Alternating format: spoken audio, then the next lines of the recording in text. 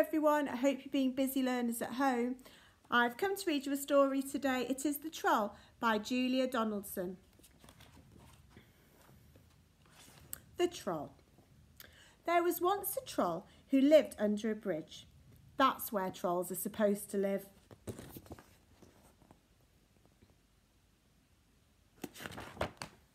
Meanwhile, far out at sea, there were some pirates who lived in a ship.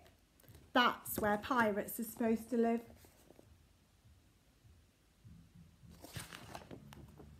Trolls are supposed to eat goats, but no goats came trip-trapping over this troll's little bridge, so he ate fish instead.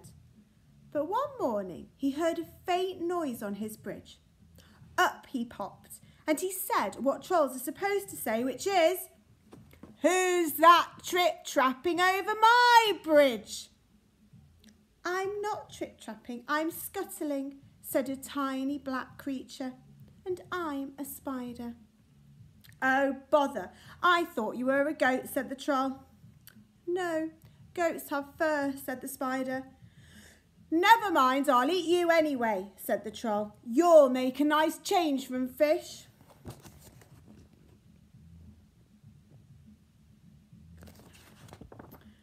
"Oh, please don't eat me," said the spider. "Why don't you go further down to the river to the next bridge? It's a much better bridge for goats." "All right then," said the troll. So he packed up his frying pan and his cookery book and off he strode. Pirates are supposed to dig for treasure, and these pirates had a treasure map with a rhyme on it. Between the palm tree and the rocks, 6 foot deep, lies a treasure box. They sailed and they sailed until they reached an island. "This is the spot," said Handkerchief. "Start digging." The pirates dug and they dug, but all they found was a grumpy mole. "It must be the wrong island," they said. All that digging had made them hungry. It was Ben Buckle's turn to do the cooking. He cooked fish pie. "It's soggy," said Percy Patch. "It's slimy," said Peg Polka Dot. "When we find the gold, we can buy a decent cookery book," said Handkerchief, and they set sail again.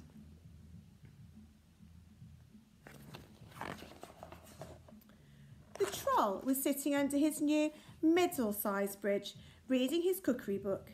Suddenly he heard a sound above his head. Up he popped.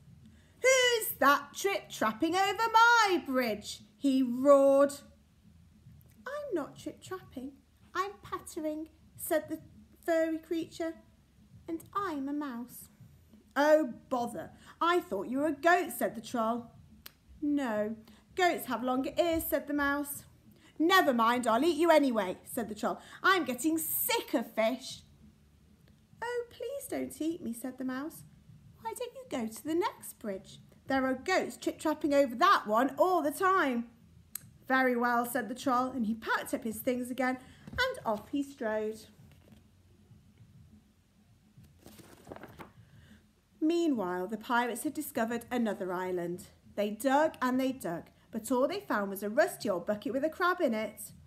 "It's the wrong island again," they said. That night, Percy Patch did the cooking. He cooked fish soup. "It's bony," said Ben Buckle. "It's briny," said Peg Polka Dot. "If only we could find the gold, we could pay for a proper cook," said Handkerchief. The troll was frying fish under his new big bridge when he heard a sound above his head. Up he popped. "Who's that trip-trapping over my bridge?" he bellowed. "I'm not trip-trapping, I'm lolloping," said a creature with long ears, "and I'm a rabbit." "Oh, bother, I thought you were a goat," said the troll.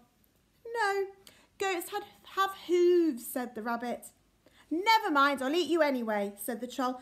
"Anything's better than fish." "Oh, please don't eat me," said the rabbit. "Why don't you walk down to the next bridge? There are herds of goats trip-trapping over that one all the time."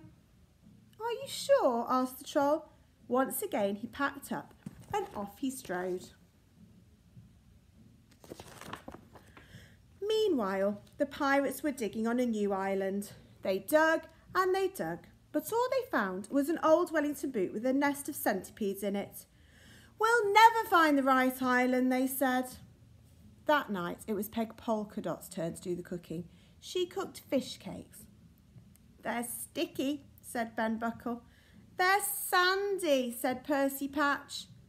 Hank Chief said nothing. He was too busy being sick over the side of the ship. The Troll's River grew wider and wider. Then it stopped being a river and it flowed into the sea. The Troll found himself on a sandy beach. "There isn't another bridge," he said. "That rabbit was tricking me." But then he spotted some hoof prints in the sand. "A goat at last," he cried. He looked around, but he couldn't see it. "Never mind, it will probably come back tomorrow," he said. The Troll followed the hoof prints. They led him to a spot between a tall palm tree and two big rocks. "I know," he thought. "I'll dig a pit. Then tomorrow the goat will fall into it and I can eat it." The Troll dug and dug with his frying pan. Just when he thought the hole was deep enough, the pan hit something hard. It was a great big chest. "Perfect," said the Troll. "I can hide in here and keep warm. Then, when the goat falls into the hole, I'll pop up, pop up." He lifted the lid. The chest was full of round gold things. "These are no use to me," he said, and he threw them all into the sea. Then he climbed into the chest and laid down. "Tomorrow I can have goat for breakfast instead of fish," he thought, as he drifted off to sleep. It was dark when the pirates arrived on the next island. "This is the spot," said Hank Chief. "But someone's been digging here already," said Ben Buckle. "Don't say they found the treasure before us," said Percy Patch. "No, look, here it is," said Peg Polkadot. The chest was heavy. "It must be full of gold," said Hank Chief. "Quick, back to the ship before anyone stops us." The Troll was woken by a loud bang. "That's my breakfast falling into the hole," he thought. But why was the chest heaving and swaying? And why was the lid opening? Surely goats couldn't eat open lids. The lid opened wide. Staring down at the Troll were 4 angry pirates. "Where's the gold?" shouted Hank Chief. I threw it into the sea," said the Troll. The plank," yelled Ben Buckle and Percy Patch. "Make him walk the plank."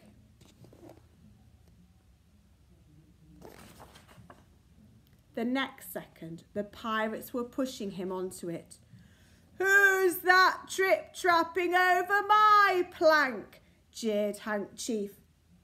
"Not trip-trapping, I'm shuffling," said the Troll in a very small voice. "And I'm a troll." He reached the end of the plank. His knees were knocking. "Jump!" yelled the pirates. Just then, Peg Polkadot came running up. "Wait," she cried. "I found something else in the chest." In one hand, she held the Troll's frying pan. In the other hand, she held his cookery book. "Stop!" called Hank Chief.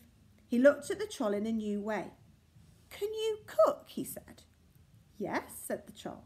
And "Yes!" shouted the pirates. "Then you can stay," said Hank Chief. "Thank you," said the Troll, and he shuffled back along the plank. "When shall I start?" "Now," said Hank Chief. The pirates showed the Troll the ship's kitchen. The Troll grinned. He turned to his favourite page in his cookery book. "Shall I make us a nice goat stew?" he asked. "Goat? Goat? But pirates don't eat goat," said Hank Chief. "We want to eat what pirates are supposed to eat." "And what's that?" asked the Troll.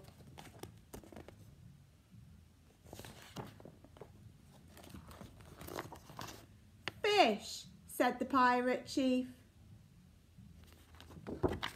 So, I hope you enjoyed our story, and I'm looking forward to seeing you soon. Do lots of really busy learning for the rest of next week, and take care.